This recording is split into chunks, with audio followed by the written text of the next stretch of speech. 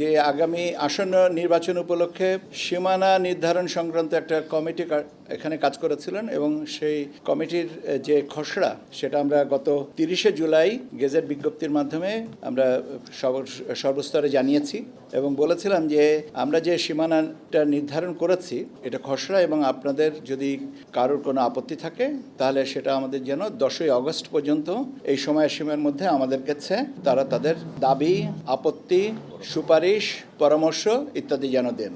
সেই অনুযায়ী আমরা গত 10ই আগস্ট পর্যন্ত 33টা জেলার 84টা আসন সম্পর্কিত 1185টা আপত্তি এবং 708টা পরামর্শ বা সুপারিশ পক্ষে পেয়েছি। সর্বমোট তাহলে আপত্তি এবং প্রাপ্ত আপত্তি এবং সুপারিশের সংখ্যা হচ্ছে 1893, 33টা জেলার 84টা আসন সম্পর্কিত। আমরা গত 24 তারিখ সকাল থেকে এই আসন ভিত্তিক যে আপত্তিগুলো দেওয়া হয়েছে সেটার উপরে আমরা শুনানির ব্যবস্থা করি এবং শুনানিতে আমরা আমাদের মাননীয় প্রধান নির্বাচন কমিশনার মহোদয় এবং অন্যান্য অপর 4 জন কমিশনার মহোদয় এবং আমরা সচিবালয়ের কর্মকর্তা কর্মচারীরা উপস্থিত ছিলাম।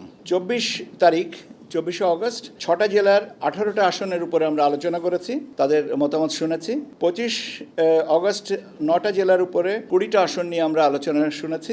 26 তারিখে আমরা শুনেছি 6টা জেলার 28টা আসন নিয়ে, আর আজ 27 তারিখ শুনেছি 12টা জেলার 18টা আসন নিয়ে। এখন এই যে মতামত যেটা পেয়েছি সেগুলো আমরা লিপিবদ্ধ করেছি এবং লিপিবদ্ধ করে এখন আমরা পর্যালোচনা করে যত সম্ভব শীঘ্রই আমরা চূড়ান্ত তালিকাটা প্রকাশ করব।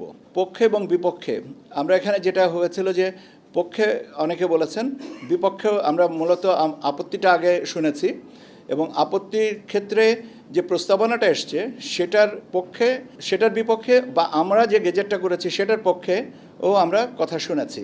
কাজেই আমরা মোটামুটিভাবে সবাইকেই অ্যাকোমোডেট করার চেষ্টা করেছি, কিন্তু সময়ের স্বল্পতা ছিল আর একই বিষয়ের উপরে একাধিক আবেদন ছিল এবং একই বিষয়ের উপরে যেন বারবার কেউ না বলেন সেই অনুরোধটা আমরা সবার কাছে রেখেছিলাম এবং আমি সবচেয়ে আন্তরিকতার সাথে, কৃতজ্ঞতার সাথে সবাইকে বলতে চাই যে আমাদের এই অনুরোধটা যারা শুনানিতে এসেছিলেন তারা রক্ষা করেছেন।